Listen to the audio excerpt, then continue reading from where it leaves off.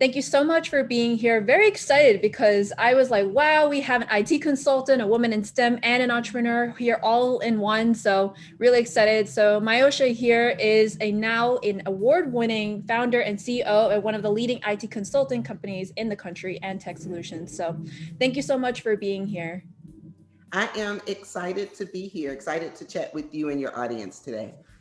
All right, sounds good. So for people who don't really know who you are, can you provide us a little short introduction about yourself, maybe like background or interests and hobbies? Sure.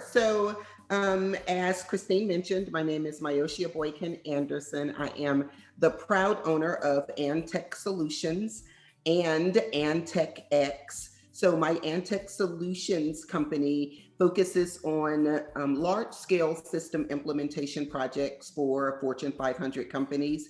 We play a lot in the healthcare IT space, although we've had projects across all industries. So that is AndTech Solutions. My AndTech X company is really focused on bringing that same level of excellence and expertise to the small and medium business. So AndTech Solutions is AndTech X is centered around developing custom technology solutions for small and medium businesses. And that could be integrating all of the apps that they're using today, right? All of the apps are good in their own right, but they don't talk to each other. So we do a lot of integration. We develop custom apps and custom websites and things like that. So AndTech X is really, really where we have fun with technology, bringing different solutions to small and medium businesses. I've been in tech for 23 years, I think. Oh my goodness, that sounds, oh my God, we probably have some listeners who are only 23 years old, but I have been in technology for 23 years. This is my second and third company. My first company, I grew to multiple six figures, and now we're at multiple seven figures. So we're super excited about that. Wow, that's so cool. So I only knew about AndTech Solutions. So which one came first? So AndTech Solutions came first. Okay. It was my second company. I'll go a little bit back. My first company I started in 1998. It was still around technology, but it was literally around legal integration. So my target audience were some of the top law firms in the country, or at least in this southern region, Texas, Louisiana, Oklahoma, were where my clients were, and we focused primarily on system integration with all of the legal tools, LexisNexis and Westlaw, and all of the document management tools. So I started that business in 1998. It ran for about 7-8 years, and it was quite successful in all rights. But business started drying up for me around 2007-ish, and I literally just made the decision to close that business. Spend a year focusing on all of the lessons that I had learned throughout that period of time, because I knew I've known for a very long time that I wanted to be an entrepreneur. And I knew that I still wanted to open another business. I just wanted to come back bigger, better, stronger, right? And that's when AndTech Solutions was born in 2009, where we literally just jumped out there. We jumped out there in the healthcare space because we had learned about the new wave of all of these medical management systems, and we wanted to become experts in that industry, and we literally did. So AndTech Solutions was born out of that. So we started with healthcare, but we've also done projects for Chevron and for Schlumberger and for waste management. So across a lot of different industries, but healthcare is our sweet spot. We love healthcare IT. AndTech X came a little bit later when my true passion started bubbling up inside of me, because my true passion is for entrepreneurs first, Yes. And then those small and medium businesses. And I saw where a lot of those smaller businesses thought that technology was just for the big boys. And I wanted to just let them see that in order for your small business and your medium business to be successful, you need technology, you need automation, you need systems. And that's when we started AndTech X. Yeah, as someone who's at Accenture, I've only really worked with big companies, so I can imagine it's a wholly different ball game when it comes to small companies. And we actually do have like a pro bono program, not with Accenture, but with technology consulting community. And we're struggling with that too. They're like, oh, let's just get like a WordPress website and we'll just use Google Suite. But we're like, how do we incorporate technology in a way that is actually cost efficient and works for them? So I do have a few questions later on for that. So just kind of like consulting a consultant right here. But so I'm really curious about like, why the healthcare space? I did see you had some prior knowledge and experience in there, but I was curious, like, is that why, or did you have like an underlying reason of why you're interested in healthcare in the first place? Not really underlying, other than the fact that I saw it was the wave of the future, if you will. Okay. I really wanted to make sure that wherever I showed up, I showed up in a space that would have longevity. When I started AndTech Solutions and the entire AndTech brand, because we have about 4 companies under the AndTech brand. So when I started AndTech Solutions, I was really looking for legacy. Like, I didn't want my business to be a fly-by-night business. I wanted me to be able to have that sustainability, not only for myself, but for my children, and then for their children, and and all of that. And we actually just launched another company. It's the first one that's like outside of the AndTech brand, because all of my companies, it's AndTech Solutions and it's AndTech X and AndTech Properties, because we've also tried to play a little bit in the real estate investment space. But I'm like straight mogul over here. Like, I'm trying to take it over. But I just launched this new program called Beyond Belief, where I literally help others who are seeking to jump into the entrepreneurial space, just helping them grow their business and know what it takes, and to not have to fumble their way through, right? To use some of the proven techniques that have gotten me to the multi-million-dollar mark. And we continue to grow. We're trying to move from a multi-7-figure to 8-figure business this year. So I'm excited about this new brand, Beyond Belief, because it really allows me to pour into others. Okay, so is Beyond Belief like still with the same team at AndTech, or just your own personal passion project? It's my own personal passion project. Okay. And even with it, because I am a true serial entrepreneur. Even with Beyond Belief, my goals is to build that into a 7-figure business as well. Mentoring, it's going to be all around mentoring other businesses for those who are ready to invest in themselves, so that they could start, build, grow, and scale a successful business. That's amazing. And I actually did notice that like you didn't have a college degree. So I was like, wow, you can go this far without a college degree. So kind of curious about like anyone who is on like that kind of end, like they don't have a college degree, but they want to do all these amazing things that you're doing.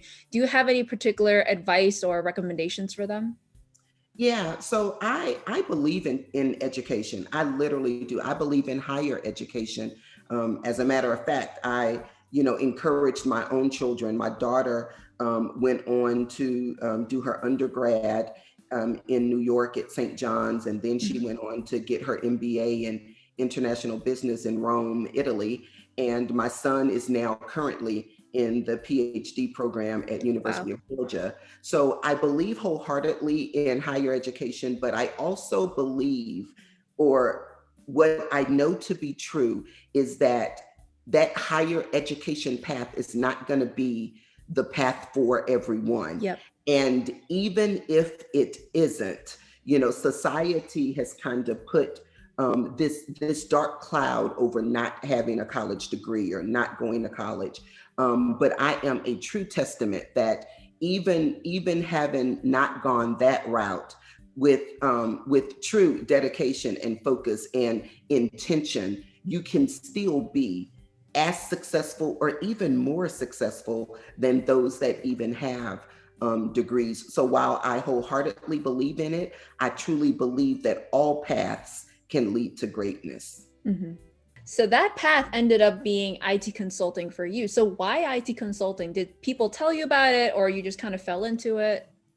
Okay, so Christine, there is a story. So in high school, so when I was growing up, and this is important for people to hear, in a real life scenario, right? We always have, coaches on stage and everybody talking to us about stuff they've learned in a book, right? But I'm literally getting ready to talk about my real life experience. So when I was growing up in inner city Houston, in the hood for all intents and purposes, like I literally grew up in the hood, in an area called Third Ward, which has gained a lot of notoriety here recently because I grew up literally with George Floyd. We went to school together. Oh, wow.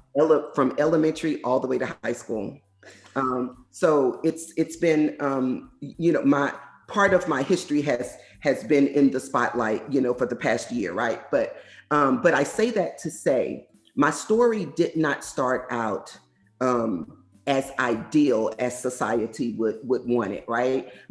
We grew up poor. My mother was on drugs my entire childhood, which caused my parents to get a divorce. My dad moved away. So it was just a lot. I had to step up. And while I'm not the oldest of my four siblings, it was always me. Like I was the one that either personally or, whatever, I was charged with caring for my siblings to make sure that we were all okay. So my childhood was very, very difficult. But in that, I still kept my grades up, or like my grandmother used to say, just keep your books. So I kept, or keep your lesson. So I was really good in school, made great grades. And as a matter of fact, when I was graduating from high school, I had a whole lot of engineering scholarships. I almost aced the SAT and all of that stuff, but I couldn't fathom leaving my brothers and sister. So, and that's why I didn't go to college, because I wanted to stay back and make sure that my family was okay. But my junior year in high school, I took a class. It was a computer class, and it literally changed my world. I fell in love with it almost immediately. And I didn't realize it at the time, but now that I'm older and, life has happened and I've had all of these experiences, I realized that I think I fell in love with technology because even though I couldn't solve any of the ills in my family, I couldn't solve the poverty, I couldn't solve the drugs, I couldn't solve any of that. With technology, when I got in front of a computer, I felt like I could solve it. Like you could give me a problem and I can solve it. And that's why I think I fell in love with it. And from that point, I knew that my future would include something in technology. And I joined the co-op program in high school, where I went to school half a day and worked half a day in corporate America. And that just gave me this taste of what the real world looked like. And I remember being really young, like 17, in these big corporate spaces. And I would hear the adult women saying, hey, Jennifer, do you know how to do this? And I would literally slump down in my cubicle, figure out how to do it, and then pop up and say, Miss Johnson, I know how to do it. I just remember those vivid images. But I literally threw myself into technology. I learned how to solve problems. I learned how to teach myself to code. I still, even today, Christine, being the CEO of all of these businesses, I still have a philosophy of learning something new every day. I'm still, even though I'm not sitting down coding anymore, or not as much, because I can't get away from it. My staff, they're like, why are you here? And I'm like, I just want to touch it. Give me look, I'm asking them, give me a project. So, but I still learn something new every day. That's so inspirational. Wow. So out of everything in technology, what exactly excites you? Is there a particular area in technology, or maybe even something new that you're thinking of that we don't know about yet? Okay, so, well, I'll tell you, I am a problem solver by nature. So I love analysis. I love being a VA. I loved my time as being a business analyst. So I love listening to stakeholders talk about their pain points and their issues. And I love being a part of putting together the strategy for coming up with the solution. So I love that part. I also love project and program management. I guess I love telling people what to do, but I love the art of being accountable. I love the art of making other people be accountable, but helping them see the value in what they're doing and building morale on teams and all of that. I love the whole concept of teams. So I love being a team leader. So it's literally all of it, but I am a troubleshooter by nature. So I think that with all of the hats that I have worn over the years and all of that, I really think being a business analyst is like just true to my heart. And even now, as we are gaining new clients, and if I happen to be the one on a sales call pitching a new client or whatever, I love the strategy around listening, to them talk about where they are now and where they want to go, and then helping be a part of putting together the roadmap that's going to get them to, ultimately to where they want to go. If I kind of talk about like things that are coming up for us and, all of that, we are, really just now for the most part dabbling in AI, and we're really loving what we're seeing around that. So, but analytics is big for us now. And, the same way we approach big data in corporate America, being able to bring that to small and medium businesses, it's a great charge that we have at AndTech X, is really being able to help small and medium businesses see their data and make sense of their data so that they could make decisions about their data, and not just guesses. So analytics and dashboards and business intelligence and all of that is some of the stuff that we are trying to do for small and medium businesses now. And it's literally like, Christine, like in the small business space, because like you said, you're at Accenture and you kind of focus on the big businesses, but even for entrepreneurs and those who are like looking to start their businesses, I don't care if you're using free tools out there and all of that, being able to bring that data together and normalize, consolidate that data so you could see it in one place, and you're not having to log into your CRM and log into your this and because as small business owners, we use all of these apps. I don't know one small business that uses less than 4 or 5 apps, right? Some of them as many as 10, 11, 12, because all of them are good in their own right. Like I love all of the apps that are out there, but just being able to, we designed these interfaces where our clients have one space to log in, even though we're tapping into and integrating, all of these other tools, they have one login. So they don't have a gazillion screens open and they, all of this. So I'm passionate about it, as you could tell. I could go on and on. That's so cool. So like to actually build your team or even get started, how did you do this? Like, did you first start off as like a one woman show and then you start building your team in there? Or was it just like you already had a team, you kind of poached people from past jobs? Like what was the story of that?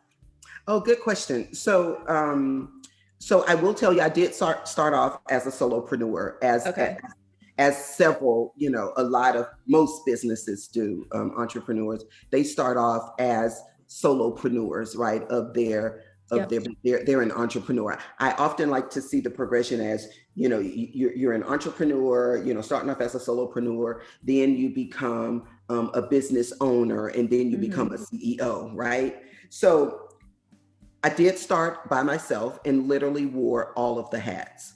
I was the secretary and the software engineer, like literally everything. And it wasn't until I told myself, I really had this conversation with myself, and I said self, and myself said yes. And but I said, listen, if we're going to grow, like I'm killing myself. That's actually one of the reasons why I like closed my first business, because it was successful and all of that, but I was killing myself, Christine. I really was. And I knew that it took team. But the fear in that was, one, how was I going to afford it? And then I realized that I couldn't afford not to. The other fear was, are they going to be as good as me? And I learned that my way is not the only way. Another fear would be, would they take everything that I taught them and run and go somewhere else? And you can't. You build the environment that fosters loyalty. And for the most part, I don't want people to feel like they're in a box. If you don't feel like you can grow here at AndTech, I want you to go out, spread your wings, and find where you can grow. And by fostering even that, by leaving the door open, it has really caused me to have team members who've been with me for years and years and years and years. So, right. So it's really a beautiful thing, but getting up to that point and facing those three fears, I think those are three fears that so many people grapple with. How Mhm. can I afford to bring on somebody else?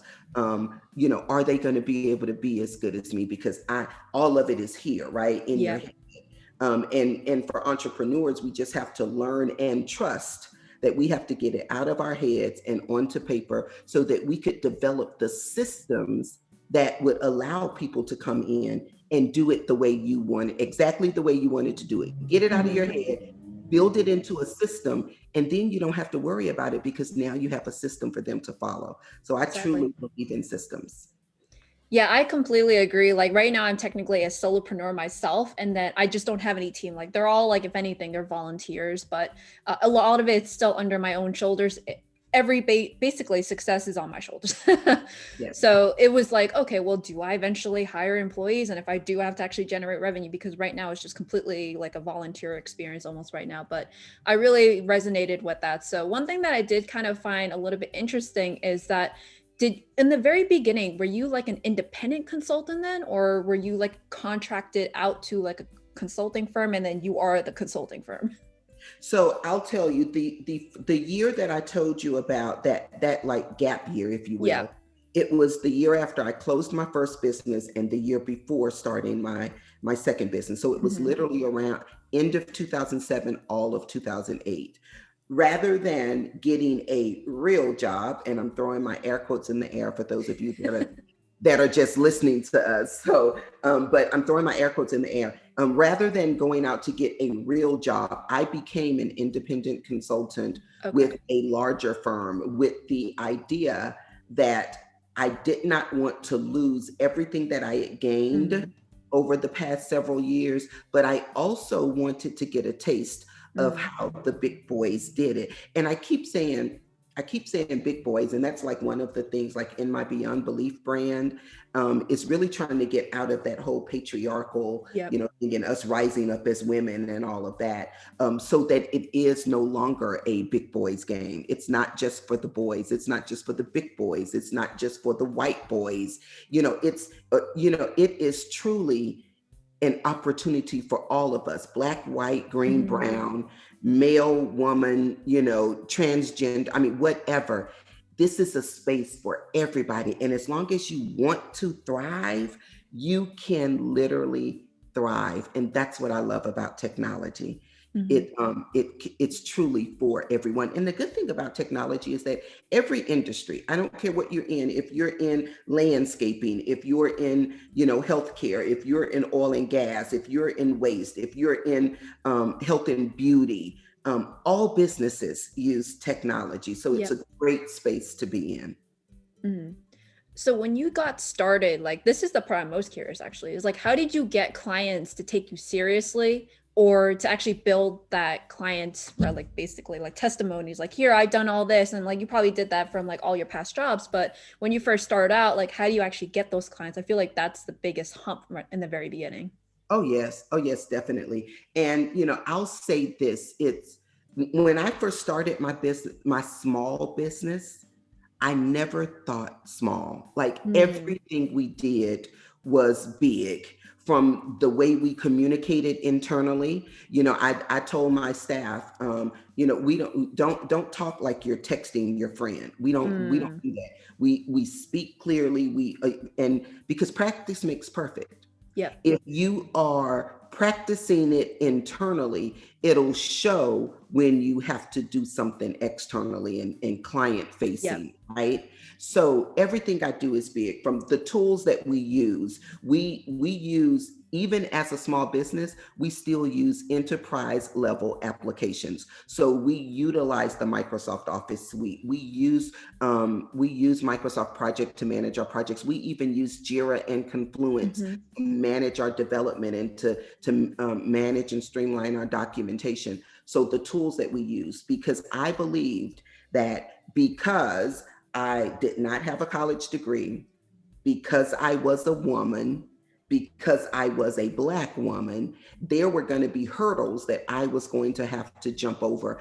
I wanted to make sure that every time I showed up as the best version of myself so that people could see the value. No, I did not have the big name behind me. No, I have not been in business for a really long time, but this is the value that I bring, and being able to communicate that value, because there are some very strategic ways that you can communicate your value on paper in a proposal, even prior to you getting your first project, right? Because it is going to be a heavy lift to get your first foot in someone's door. So just being able to show up and and let them know that that you are in a category of one. There is no one that can do it like I can do it, and just all of that. So I'll tell you, when I first started my business, I went through 63 no's.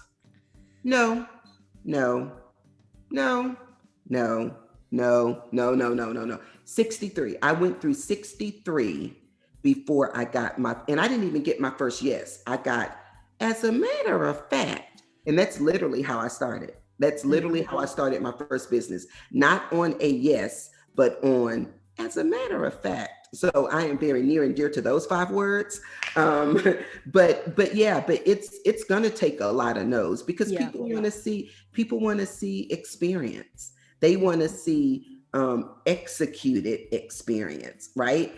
And until you are able to do that, just being able to strategically show up and let them get into a space where they are ready to offer you an opportunity to prove yourself. It's definitely a real challenge for entrepreneurs just starting out. And I think this is amazing because, like, especially with AndTech X, like, you're showing that it is possible to use all this technology to empower your business. And you're basically probably gonna be like, oh, look at us. You can be like us too. Yeah. I mean, it's literally, literally letting people see that it's most of it, like most of the success that you're going to experience as an entrepreneur is in these 7 inches. And again, for those that are just listening to us, I'm pointing to my brain, like literally in your mind, it's mindset. It's literally mindset. So like I said, even if you're using some of the free tools out there, because you don't have to spend a whole lot of money on tech yet. I'm gonna say yet, because eventually some of the little tools are not going to help the big way you're trying to do business, right? So literally making sure that you're like kind of scaling as you grow, like making sure you're bringing the tech along with you, because some of those tools are only going to take you so far, and using them could keep you in a box if you're not careful. So just being able to understand that even though you're starting from here, still do it big. Still do it big. If you could, I don't care if you're using MailChimp, doesn't matter. Make sure that you're capitalizing on it, you're using it to its best ability until you're able to move to HubSpot, or dare I say Salesforce, or whatever the other ones are, out there. Just making sure that you are maximizing every opportunity that you have to automate your business, develop systems, create a team, and to deliver excellence to your clients. So on this note, how can businesses use tech to grow and scale their businesses? Like, could you provide some real world businesses and what they're doing to speed things up and cut their costs? Yeah, I'll tell you, for a lot of the clients that we help, it is literally making sure that you have a good CRM, because listen, nobody goes into business to not make money necessarily. Unless you're on the nonprofit side, and even nonprofits need money to operate, right? So the key to generating revenue is having a pipeline, right? Having clients constantly coming through the door, right? So having a good CRM is literally number one, like literally having a good CRM, but then also having systems around your delivery, whether you are delivering a product or a service, right? If it's a product, then making sure you have an inventory management system, making sure you have a fulfillment system, making sure that, you know, even your if you're outsourcing your shipping and all of that stuff, manufacturing, having all of that in place, a system around it, so that you can duplicate yourself, because that's another thing. You can't grow your business just by yourself. You could get to a Yep. certain point, and that point could be very sweet, right? You could get to a very sweet level. But if you want to break that plateau and continue going to the next level, it's going to take team. So being able to manage the team, right? So I have my CRM. If I offer a product, I have my manufacturing, inventory, and fulfillment systems together. And then I actually have something that's going to manage the delivery and the experience.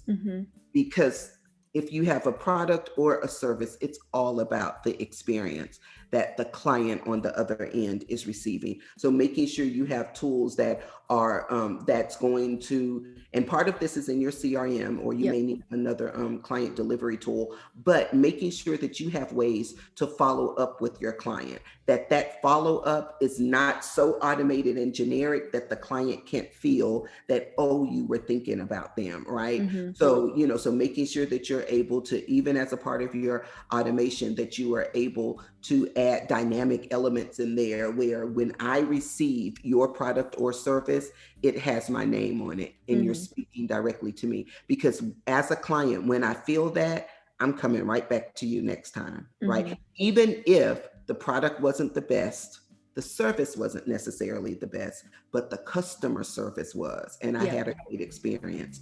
So I think just, you know, some of those, making sure you have a CRM, making sure you have a things to run your product, or even if it's a service, making sure that even if you're delivering content, that you have a content delivery system that's going to create a nice user experience for your clients. And then mostly is, you know, financing and reporting, making sure you can track, you could see your ROI, you could see your, you know, where you're breaking even, where you're going to start making profit. You're able to see those. And that goes all into the analytics that I was talking about before. You know, just making sure you have the ability, because otherwise you are just going, you're going in the dark, right? You don't have a clear path. You don't know what your true next steps are because you can't see the numbers. So making sure you're able to know your numbers at all times. And I think that's it from a technology perspective, because technology touches all of those areas, all of those areas. So in any of your projects, like at least like I know for me, like even though I'm a technology consultant, I still have to do a lot of business consulting because like, you know, they have to change their process, business optimization, and then use technology to do that. So like, where did you get that experience as well? Like, did you have any particular experiences or stories even where like maybe there's something that you have to use technology to change your entire process? Yeah, and it literally happens every day. It happens every day. It even happened when I first started my business, getting law firms, as you can imagine, you know, these old attorneys who are stuck in their ways, they've always done it this way. In order to keep your law firm viable, you have to integrate technology that's going to allow you to cut down on the time that your paralegals have to do their research. That's going to cut down on the time that you need to put a brief or a pleading together, right? So using technology to show them, listen, we know you've done this this way for all of these years, and we know that you could probably do it in your sleep using this old method. But imagine having it automated and having a system that's going to allow you to handle 10 cases in the same time that you would handle your one case. So in that regard, it was truly consulting to get the mindset of the managing partner of these firms to create this mindset shift where they recognize the benefit of technology playing a role in the scalability and growth of their firm. And we literally teach that same thing to all of our clients now, whether they are Fortune 500 companies or whether they are the entrepreneur who is just starting and they want to start off right. So we kind of get them in that, you know, in that mindset. Did you work with clients before? I'm pretty sure you have actually, where they're like, oh, like wouldn't this technology basically fire half of our team? Like, but like, how did you approach that? Yeah, so it is a proven fact that there are things that technology can do that would eliminate some Yep. positions, but all we do is just help them rethink Mm-hmm. the role of that staff member. Because for me and internally in my business and what I teach Mm-hmm. others is that we don't hire for positions. Mm-hmm. Technology replaces positions, like, right? We don't hire for positions, we hire for roles, Mm. right? And the difference is that if this person is playing a role in the growth of your business, Yep. then technology is only there to supplement what Mm. they are able to do. If anything, it's going to alleviate them from having to take 7 steps to deliver a service to a client. Now they're down to 3 steps because the technology is taking care of the other 4. So getting them comfortable with the idea, and not just the owner, but the staff member themselves. Can you Yep. imagine this technology company coming in telling me about this new tool that me wait, so are you saying that they're not going to need me anymore? So they're not going to be receptive Mm-hmm. to this. And if it is their job to kind of and if they're eliciting contributions or feedback from them to make this project a go, you want to make sure that they feel it. And the way Yep. you make them feel it is that this technology is going to help you. Imagine you have a KPI, a key performance indicator, to deliver 10 of these this week, Yep. right? And you're struggling to meet that 10. Imagine the technology coming in. You're going to be able to deliver 13 now. Mm-hmm. Guess what? Raise for you because you've leveraged the technology to help you be better. So having those conversations, it's always a challenge. It's Yep. always an art, if you will, to get people to buy in and to alleviate the apprehension that they'll have. So yeah, yeah. It's Okay. always the case when you're trying to implement something new. Yeah, like well, the moment you use the law firm case, I'm like, oh, I'm pretty sure they're gonna be like, oh no. Mm-hmm, mm-hmm. Mm-hmm. Yeah, so it was, and we literally spent 9 years. All we did was, and it was some fun. It was some fun times. It was hard though. Oh my goodness, attorneys and all of that stuff. But it was a good 9 years. So on that note, actually, like what is usually the biggest problem when implementing new technology? Scope creep. I feel that. Yes, scope creep. It is, it is literally project management. It is just managing the project because it is so easy Yep. to have your requirements just, really get tangled and out of control. So really being able, I think one of the keys to delivering any technology, software delivery, whatever project, it is being able to manage the project, having Mm-hmm. a clear goal of where we want to go, what does success look like for this project, and being able to stay on track, from a time perspective, from a scope perspective, from a budget perspective, just Mm-hmm. being able to make sure that everybody's always on the same page, lots of communication, lots of updates, status updating, being able to report on the status of your project Mm-hmm. no less than once a week. Like literally, I believe that status updates should be at least once a week.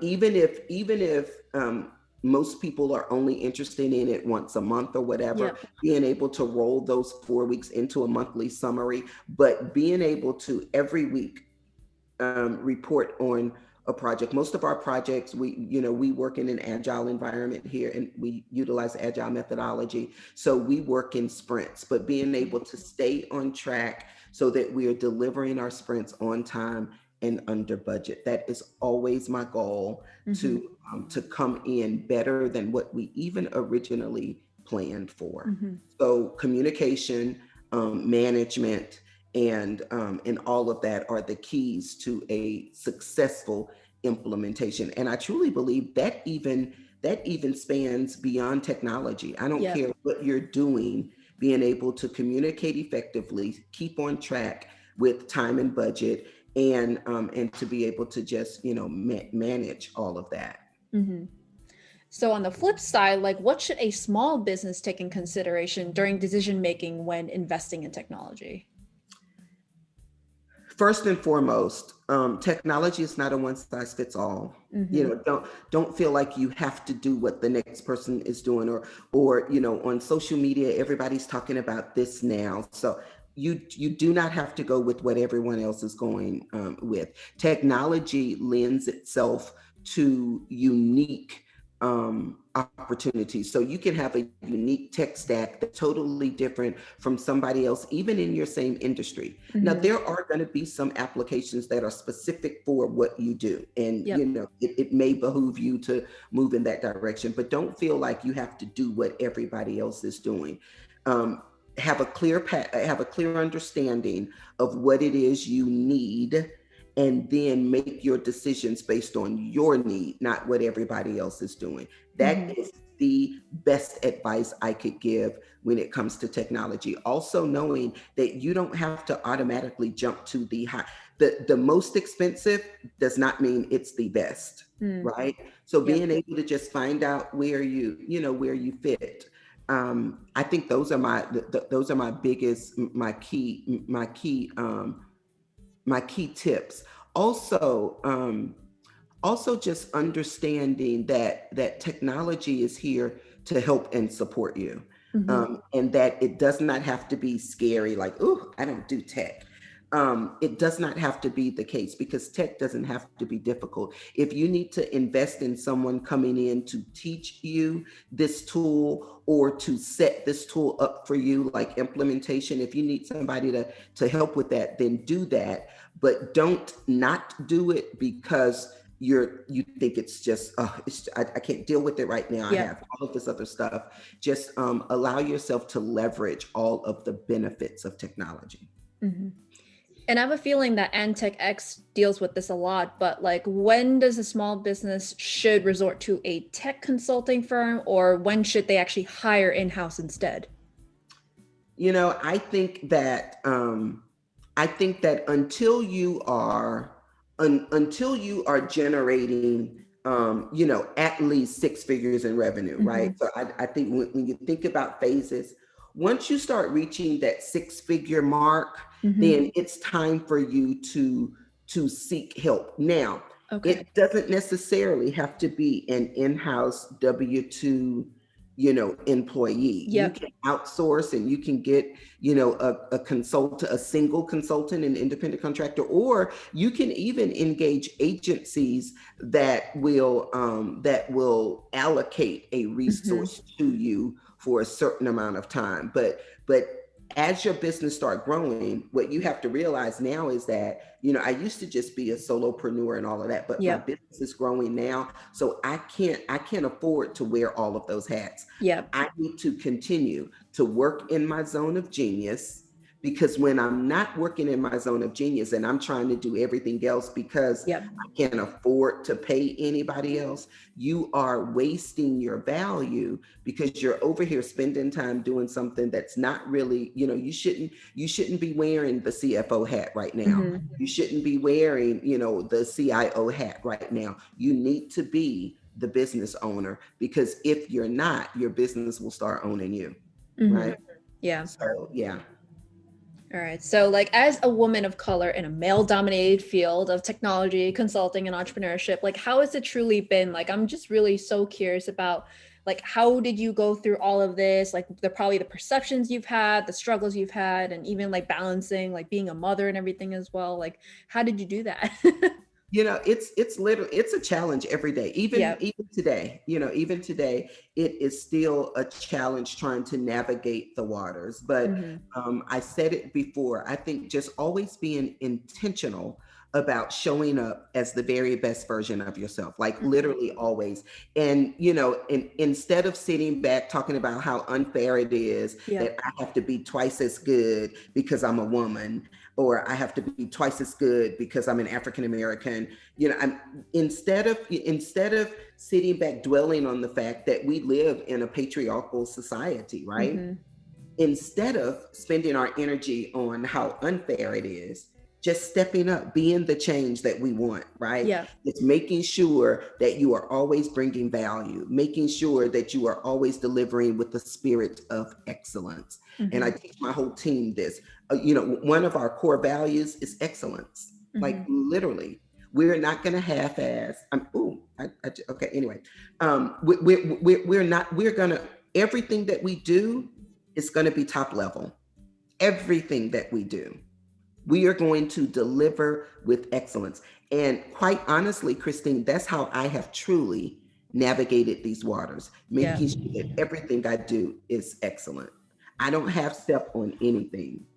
Even and it's as simple as, like, if I have to, and these days, none of our proposals are really paper, it's all electronic. Yeah. But when I used to have to deliver physical proposals, upgrading my paper, like literally everything I do, I try to do it with excellence, because we do not have the luxury of half stepping. Yeah. Because we're probably already -3 when we get to the table. So we have to come with the 5 just so that we could get on the positive side, right? So we can't half step. We can't shortchange it. We can't try to cut corners. We're going to do it right. We're going to do it the best way, and we're going to do it better. And our only competition really then becomes ourselves. How can we do it better than we did it last time? Not anybody else, right? So and that allows you to stay focused and, stay in your lane, as the young kids say. You have to stay in your lane. But being able to do that so that you're not being distracted by what everyone else is doing out there. And is that how AndTech Solution also tries to keep themselves competitive from all the big consulting firms as well? It is just making sure that we're able to show you better than we can tell you. Like I always say that, we want to show them, put our money where our mouths are, right? And because quite honestly, as a little fish, we are playing in a big shark world. And if we're not careful, we'll be eaten alive. So just trying to play in that space, and know that sometimes, I'll tell you this, Christine, and this is like a super tip for folks that are just starting out. When you're first starting out, you can't be so prideful that you are not willing to be a sub vendor or a subcontractor, right? So we already know that to get some of these big corporate clients, they already have a list of preferred vendors. And they may not be allowing anyone else, and not your little company. That's what I had to tell myself. They're not even allowing your little company on their list of master of preferred vendors. So I had to put my pride aside and say, well, let me go tap into some of these larger ones. And your value proposition is this: allow us to come in and help you look good, because we can deliver for you. Because imagine this, a lot of a little bit is still a lot. So you don't have to necessarily try to go against the big boys all the time. And I'll tell you, we are on the preferred vendor list, now. In some cases, we will never be, because they literally have their top 10 and they're just on there and they're just going to be there, right? But I will call all of those top 10. I will let them know what we offer, and then we still get the contract, right? We may not get the prime dollars, but when you're just starting, those sub vendor dollars are still good dollars. So I think that's one thing for entrepreneurs to kind of make sure that they keep that in mind. Don't be so prideful that you leave all the money on the table. At least get some of the money. And sometimes that means being a sub vendor or a subcontractor. I think this is incredibly helpful because like some people that are listening right now are probably they are consultants and they're like, oh, maybe I can go independent, maybe I can start my own consulting firm. And then they're probably like, okay, well that's the biggest hurdle. Like, how do I even get those dollars? And like I feel like, oh, firms like Accenture, Big Four, they're just gonna take everything. Like, how can I compete? So I think this is very incredible advice. Yeah, yeah, Mhm. yeah. I love it. I love I love entrepreneurs. Yeah. Um I love the art of having an idea and bringing it to the market to generate revenue. Mhm. I love everything about it. Mhm.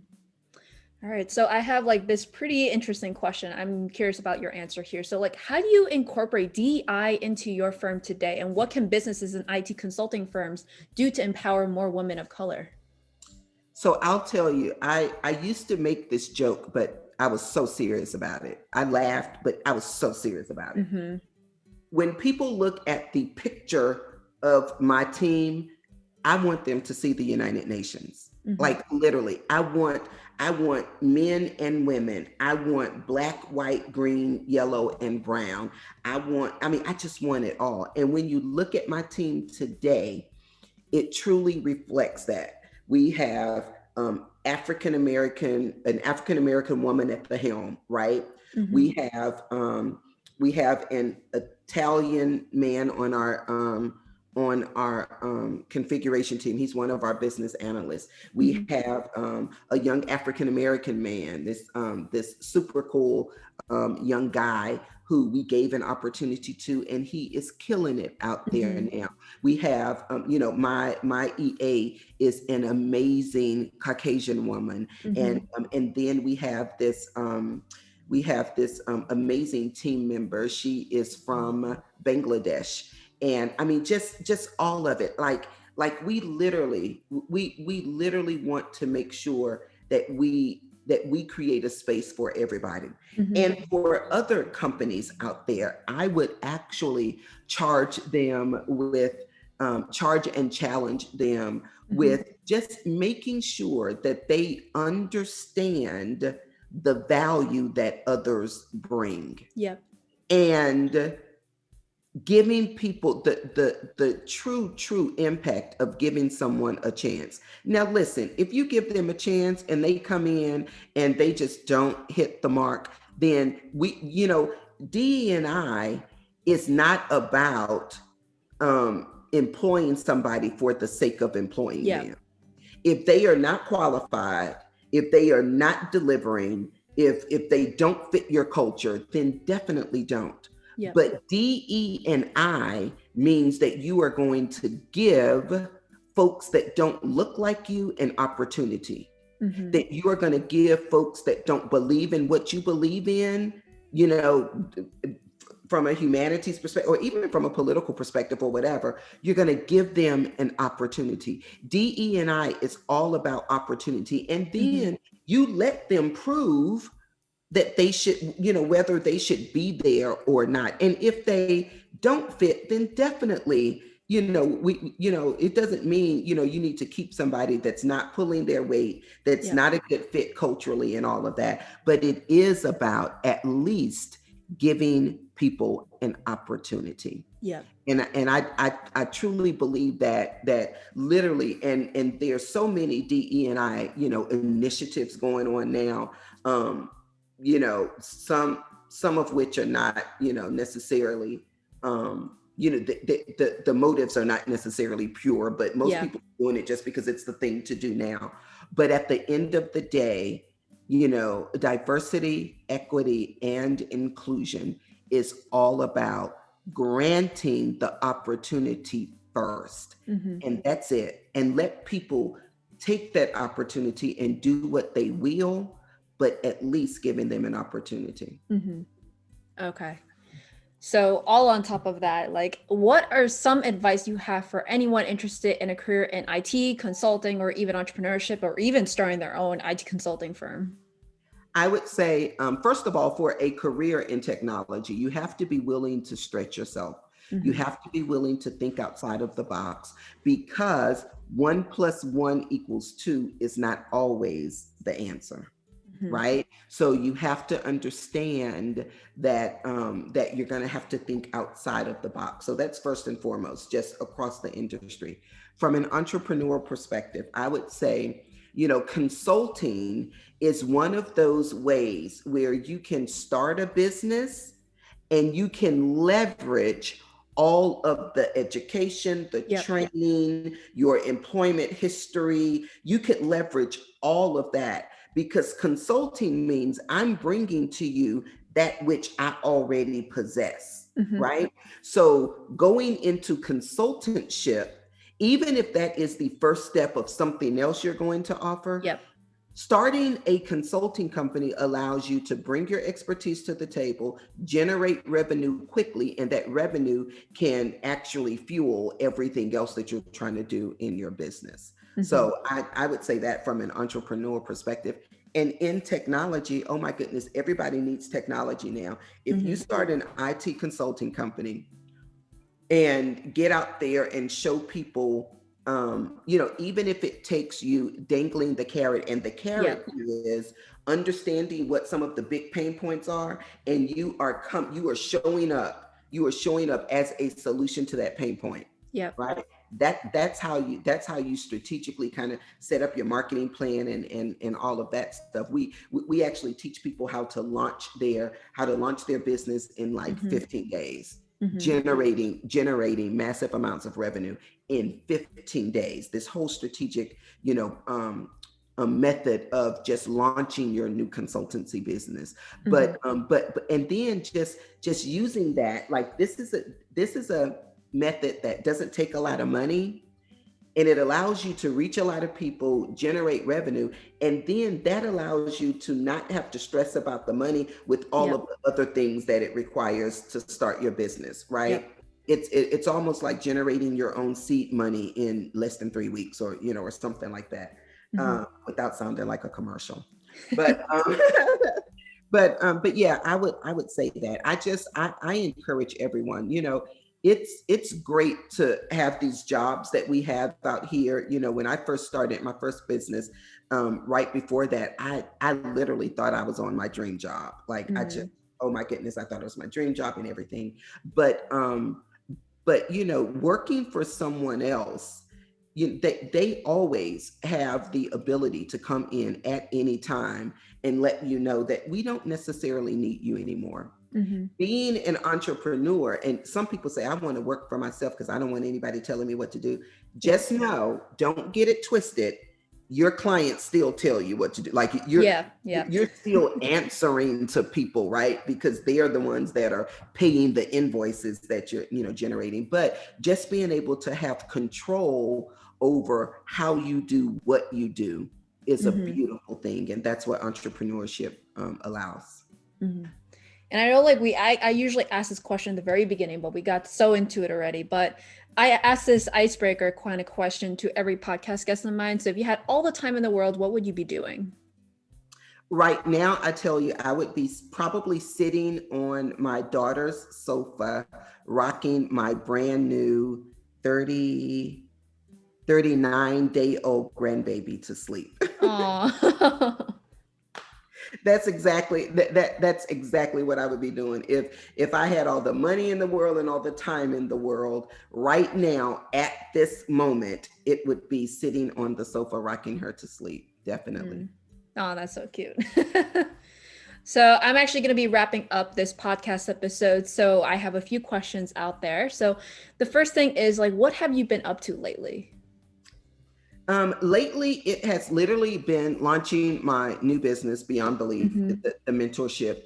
It has consumed all of my time, and it's been well worth it. But that's what I've been up to lately. Also, I just bought brand new jet skis, so I've been out on the water. And today is really pretty out here in Houston. I'm actually a little outside of Houston on Lake Livingston, but it's pretty outside, and I've been getting acclimated to my new jet skis. That is so cool. That's something I can't have in New York. So to actually follow up with you, like, is there any place where our listeners can be following you on social media or keeping up to your updates? Yes. So we are on social media under each of my businesses, AndTech X and AndTech Solutions. I'm also on social media under Mhm. my own personal name, so Myoshia Boykin-Anderson. And our website, AndTech LLC, is for Mhm. AndTech Solutions, and then AndTechX.com is for AndTech X. And Okay. the new company, BeyondBeliefBusiness.com, is the website for that. Okay. And all the links will be down below as well. So, lastly, is there any advice you have for all the women out there? Oh my goodness, for the women out there, know that you are already worthy. Like literally, just know that you already possess Mhm. everything that you need. Now, will you need some help and encouragement along the way? Yes, definitely. But you are already everything that you need. You are worthy of every desire that you have, and you are capable of doing anything that you set your mind to do. And then lastly, don't sell yourself short. Mhm. Dream bigger, think bigger, do bigger. Mhm. Thank you so much. That was so inspirational. I loved your story and definitely going to be so excited for everyone else to hear it. Awesome. It was a great pleasure, Christine. I enjoyed chatting with you today.